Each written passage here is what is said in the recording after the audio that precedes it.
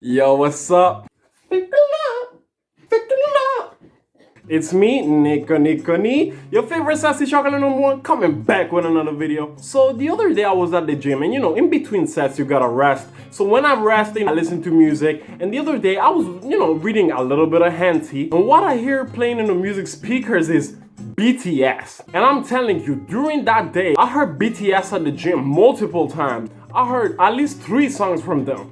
And seeing that, I was like, damn, I should make this K-pop video that I've been wanting to make for a long time. As you can tell on this channel, we like, taking the piss out of K-pop fans. Unless you're a K-pop stan or something, because at that point, we already know you're crazy. Nothing too crazy, we're just joking around. But I never really expressed my opinion on K-pop. And for the past couple of years, I've been seeing a lot of people talk about this topic. But the thing is, it's always either K-pop fans that think it's the best thing ever created in the history of humanity, or people that just hate it, never heard a song, and already think that K-pop is like the musical reincarnation of Satan. So this is why I now step in. So today we're finally gonna answer the question that we've been asking each other for centuries. I think. Does K-pop suck or not? Oh, and disclaimer, by the way, before some 12-year-olds K-pop stans start telling me that I don't know what I'm talking about, that I'm just a crazy guy, I don't have a clue about K-pop, and they'll be waiting outside my house telling me that they wanna talk, let me just clarify. First of all, I'm not scared. I got the power of God and anime on my side. With me, you get burnt. Also, this video has been 1 year in the making. I don't like expressing my opinion on something if I've never heard of it, if I don't know what I'm talking about. So in the last year, to come to an objective answer, I've listened to the whole discography. I don't think you understood. Let me repeat it one more time. Whole discography of BTS, Twice, Blackpink, NCT, EXO, 80s, Dreamcatcher, ITZY, you name it, I've heard it all. It's literally gotten to the point where I've got K-pop songs playing in my head all the time, even when I don't have headphones on. I'll be at the gym, no headphones on, just chilling, flexing these muscles, because these muscles don't come out of nowhere. And all I've got playing in my head is like son, or like baby, na na na na na na na na. You know what I'm saying? This is crazy, bro. I'm suffering. I've been through a lot to come to the conclusion to make this video. So please, don't judge my K-pop knowledge. Cause I think by now I know what I'm talking about, okay? Okay. I think we should start by clarifying what K-pop actually is. Well, K-pop is Korean pop. I know, right? Who would have guessed? But K-pop, it is not exactly the same thing as Western pop. They both have similarities in terms of, having very poppy sounds and beats, being very choreography concentrated, but K-pop takes it to another level. Choreographies and the theme, that's also called the concept of the videos, is the most important factor of a new K-pop song. Some might argue that the choreography is even more important than the song itself. Another difference is that usually in Western pop, most artists are independent, nobody knows who they are. They could go even to 25 years old without getting any hits. While in K-pop, it's mostly like industry plans. And I also say industry plans because once you eventually get to debut, your company controls everything you do, controls your social media, tells you what you have to say, what you can say, how to behave on TV shows. And realistically speaking, if you debut in the 4 big agencies, which are YG, JYP, Big Hit, and SM, you almost have 100% chance of being successful. Another very integral part of K-pop is music shows. And these are not simply the music shows that we have here, where you get awards or whatever. In Korea, they have music shows from Monday to Sunday, and on every episode, you'll get different K-pop groups performing their new songs in front of a fan audience. They'll be having their own stage, own special effects, which is actually pretty cool, I'm not gonna lie. And at the end of the episode, a trophy will be awarded to the K-pop group that got the most votes based on online votes from the fans, album sales, and song streams. It's a bloodbath to see who's the best K-pop group coming back in that season. And for most K-pop groups, that's one of the most prestigious things that they can get. Groups from big companies after a couple of years won't even care that much because they'll get it in the hundreds, they'll get it in the 60s. Them having big audiences buying albums, streaming all the time, they almost get a W every time they make a comeback. But for K-pop groups from smaller agencies, it's actually quite hard to get a win. win, with a lot of smaller K-pop groups never getting a win in their whole career. So in the eventuality that they do, it becomes quite an important moment for their life. One other aspect of K-pop that's very different from our pop artists in the West is that out here, pop artists, yeah, you'll see them on interviews, you'll see them in articles, but you don't get to see them all the time on TV. K-pop idols and drama actors are probably the most relevant celebrities in Korea. You'll see these K-pop idols all over TV all week, especially when they come back with a new song. Morning beauty shows, you see them in game shows, you see them in TV dramas, you see them acting. It's actually quite crazy. You've got so much content to consume. The K-pop industry just pushes out albums, songs, TV shows on their YouTube, TV shows on this streaming app that I forgot the name, but it's like a streaming app for K-pop groups where you can find their content and interact with them. If you start supporting one group, you'll never see the end of it. You'll have so much content, you can literally go for years and still not finish all of it. Also, K-pop albums are different from our usual albums, you know, where you get a disc, you get the cover, and that's pretty much it. Maybe the lyrics. K-pop albums are thick! And when I say thick, I'm not joking. They got photo cards, they got postcards, they got posters, they got all kinds of stuff, honestly. And a lot of people don't even use the CD because, to be honest, they're just streaming the songs on Spotify. But since K-pop stans, as we can tell, are very attached to their groups, they buy the albums every single time their group comes back. They'll try to buy the whole different versions because usually K-pop albums come in 3 different times because, you know, they're trying to get that money. So people will be churning out hundreds of dollars just to get all versions of the same K-pop album. It's honestly quite crazy. And as I mentioned before, the photo card aspect is so important because in the album you get like a photo card or 2 of one of the members of the group. And you know, since it's cards, it's a very collectible heavy environment. So people either buy another album with the hope of finding the postcard that they want and complete the collection, or people are making bank reselling these postcards on eBay, Amazon, or whatever it is. It's honestly a whole side business. So now that I give you a little rundown of what K-pop is all about, I'll give you an idea of how I came across it. The obvious answer would be all over the internet because all these K-pop stans are spamming their content all over Twitter, all over Facebook, you name it. So it's kind of impossible to avoid it. But you know, I always stayed away from it like the plague because honestly, those people seemed quite scary. These K-pop stans were going in. But one day I was in Italy by myself just chilling, didn't really have anything to do, so I was listening to ASMR, and then I realized that that video was actually an ASMR video from a K-pop idol. And like I said, since I liked the video and I didn't really have anything to do, I was like, you know what? I always hear about K-pop. I see K-pop everywhere. I see K-pop like Blackpink came to our city where I live. The K-pop is becoming big and I wanted to know what the fuss was all about. So I decided to make a little research and find out what it's all about. I searched by the most viewed videos because I thought maybe those are the best songs. And I heard BTS DNA. And well, I thought it was alright. It was what I expected, you know, popish music. Wasn't really my cup of tea, so I wasn't really impressed and I left it there for about 2 weeks. Then after 2 weeks, I was like, you know what? One song is not gonna give me the whole picture. Then I heard another song, it was Blackpink, Doo Doo Doo Doo Doo. I was like, yeah, this song is alright, you know what I'm saying? Still, like I said, popish music. But then what sealed it for me was actually this song called Kill This Love. Like I remember I heard this song and there was this part where this girl goes like, it was pretty cool. And after that I was like, damn, K-pop might be onto something pretty cool. That made me realize, maybe K-pop is not that bad. The fans are still fucking weird. And I left it there for a couple of months. But around October, November, I casually was on the home trending page of YouTube and I see this song called Feel Special. And let me tell you, bro, this song kinda slaps. Like, all I listen to is, you know, trap music, you know, hip-hop in general, and anime music. So pop is not really my type of music, even the Western one. But when I heard this song, I was like, damn! Even my friends might have heard me casually singing the lyrics because it was just stuck in my head. I wasn't really listening to any other song. And from that moment on, since I have very strong OCD, I was like, you know what, I might as well research what K-pop is all about, the ins and outs. And that's how I essentially learned what K-pop is all about. But now it's time to get to the meat of the video and answer the question that we've been asking for a long time. Does K-pop suck or not? I'm gonna start by listing the positives and the negatives of K-pop. And I think it's better to start with the positives positives, you know. Start with the right foot. Starting with the positives. I mean, just look at this.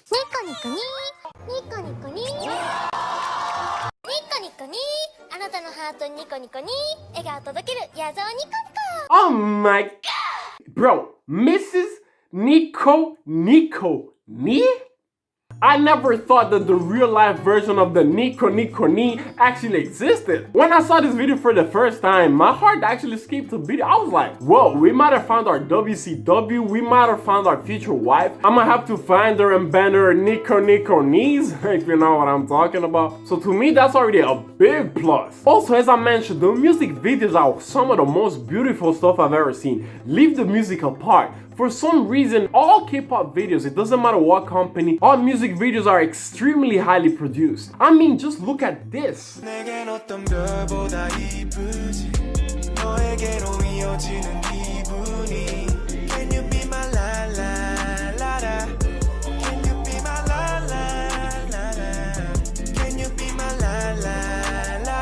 This stuff looks so crazy. I don't even want to know how much they paid for this music video. Another cool thing about K-pop is I'm here.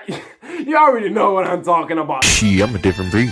I'm a different culture. I'm a different man. I'm a different everything. Yeah. Hey, they're looking good, bro. I know it's not all about the looks or whatever, but let's not lie.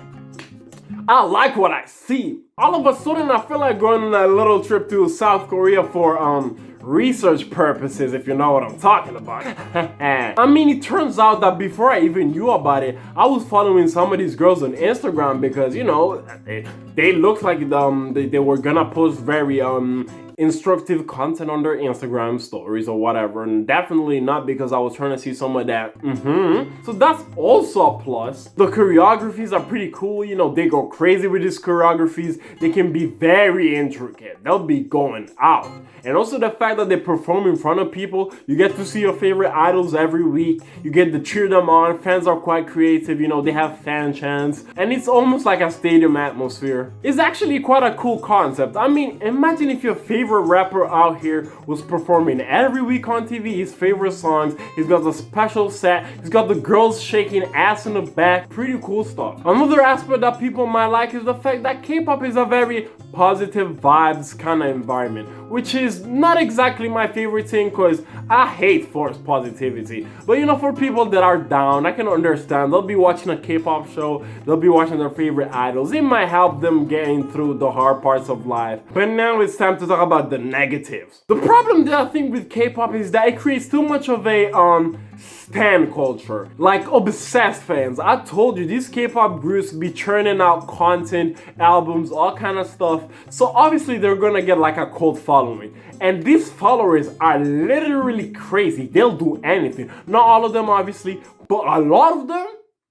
Oh my god, bro. I'm pretty sure a lot of you know by now. You'll be going on Twitter, you'll be researching football, you'll be researching news, whatever, and all you see in the responses, even though it doesn't have anything to do with a video, is K-pop fan camps, K-pop fan camps, K-pop fan camps. Even when someone dies, they'll be spamming K-pop fan cams. It's quite crazy. Like, do you not understand that if someone doesn't like something, definitely not spamming him with content every 3 seconds so they can't even breathe is not automatically gonna make them like it. Matter of fact, they're probably gonna hate it. Also, some of these K-pop stans are way too annoying. You won't be able to have your own opinion on K-pop, otherwise you'll have Jungkook is my husband 2009 telling me that she's gonna punch my face in, telling me to jump off a building, and obviously after your replies are just gonna be full of fan cams while insulting you at the same time. Do these people not realize that we live in a world where people are free to have their own opinion? Not everyone is gonna like what you like. I also feel like that in K-pop there's way too much division between fandoms. Like when I was researching stuff about K-pop, because you know I wanted to know more about it, I could never find the best answer on forums. And I understand that forums are not the best place, you know,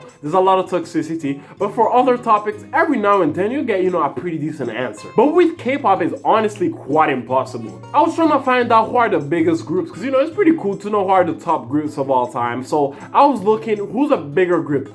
Blackpink or Twice? And I'm telling you when it's impossible to find an objective answer. Some person will make a post saying, Disclaimer, I don't hate Blackpink. I think they're very talented girls, blah blah blah blah, but I'm just gonna compare with the facts. Then they'll move on to list 3,000 things saying that the other group, for example Twice, is better than Blackpink, and talking about all the things Blackpink is bad about with a very passive aggressive tone. And obviously by the end of the post they reassure you saying, oh, I don't hate Blackpink, by the way, I just think Twice is better in every single way in this fucking universe. Like, come on, man. I understand these people are mostly below the age of 19. You know, it's very young girls. And you know, very young girls can be quite emotional, but holy guacamole, the K-pop community is quite intense. And I already know there's gonna be people in the comments telling me, no, every one of us is like this. And obviously I know that. I'm not gonna pretend that every single person that likes K-pop is a bad person. I'm sorry to say this, but such a big piece of the K-pop community is way too toxic. And I'm not saying only other people on Twitter or people that don't like K-pop. They're toxic to the K-pop idols themselves. For example, there was this idol from this group called EXO, and this guy is like about 28, 29, approaching 30 anyway. And obviously most K-pop idols are not in relationships, or if they're in one, they avoid from telling people that they're in one because, you know, they know that fans can go quite crazy. So this K-pop idol called Chen from one of the biggest groups called EXO announced that his wife was pregnant. And when he announced that his wife was pregnant, so many fans, thankfully not the majority, started boycotting the company. Some people literally went in front of the company to protest how he should be kicked out, how he's a sellout. Do you realize these people are getting mad just because this guy's trying to live his life and have a family? And moving from the fandom, the K-pop industry can be quite harsh itself. A lot of these companies milk their idols dry. They'll make them work from Monday to Sunday on all kinds of shows, all kind of variety shows, and sometimes they don't even get paid that much. Matter of fact, a lot of them are in debt to their label because they have to pay back, you know, all the fees to make the album, all the fees to make the music video. It's all for the idols to pay back. Also, Korea has very strict beauty standards. So for a K-pop idol, being like 45 kilograms or less might be the standard. And if a girl even puts a little bit of weight on, even if here in the West it would be considered normal, the Korean fans won't wait for a minute to start attacking her on her social media, calling her fat, and these K-pop idols then are forced to, you know, go to very rigorous diets, unhealthy diets. I'm talking about starving themselves or maybe eating one apple one day and drinking water and that's it. Companies might not tell them to go into this crazy starvation mode, but they do tell them that they need to lose weight. So now that we listed the positives and the negatives, what do I think of K-pop? We're finally gonna answer this question, and the answer is... it's honestly not bad. I mean, I could sit here and pretend that I don't like it. You know, in K-pop, I thought I would never find a decent song, but I actually found quite a few. As If It's Your Last, Fake Love by BTS, Wanna Be ITZY, all these songs are pretty good. The variety shows are quite hilarious, and there's a crazy amount of content to watch, so if you're a K-pop fan, you're probably gonna love it. And you think I should be glad that I found out that it wasn't even that trash, but the thing is, it's actually quite sad. I'm pretty sure there's a lot of songs and choreographies that even other people that never watch K-pop would enjoy, but the fact that a fandom is so toxic to the point that it repels everybody when they hear the K-pop stans on Twitter going crazy, the K-pop stans fighting with someone again, the K-pop stans trying to cancel someone again because they said that they don't like K-pop, it's extremely annoying. And I feel like K-pop is already getting more mainstream, but it will never be unless these K-pop fans stop behaving in this behavior. I mean, look at the anime community just a couple of years ago. Apart from the people that were really passionate about anime, most people were not watching it. Everyone thought that anime was weird because of some weirdos that probably would look something like this. A lot of the anime fans were extremely toxic. But over time, I don't know, the toxicity of the community started, you know, slowing down, and more people were open to start watching anime. And look at it now. It's actually quite mainstream. Who doesn't watch anime these days? Some people might be casuals, but every now and then they watch anime. I see so many people on my story that don't watch anime but talk about how good One Punch Man was on Netflix. So until the K-pop community decides to take the right step in the right direction and become more like the anime community, which is still toxic, but not as toxic as before, I don't think K-pop can get truly mainstream. So yeah, that's enough for me today. I think I've been quite fair today, you know. I don't hate K-pop fans. I don't hate you because you like K-pop. I mean, I watch a lot of Hanty. Who am I to judge? Let's be honest. I just wish that the bad side of the K-pop community would become smaller and smaller over time. I keep saying it, but we're almost at 100 subscribers. I'm trying to get it by the end of the year, and I think it's gonna happen. Matter of fact, let's get to 100 subscribers before the end of 2020. I think we can do it. We're currently at 66. If you enjoyed this content, you want to hear more of me talking about rubbish, to be honest, leave a like on this video, smash that like button, and you already know, man. See you next time. 내겐 어떤 별보다 이쁘지 너에게로 이어지는 기분이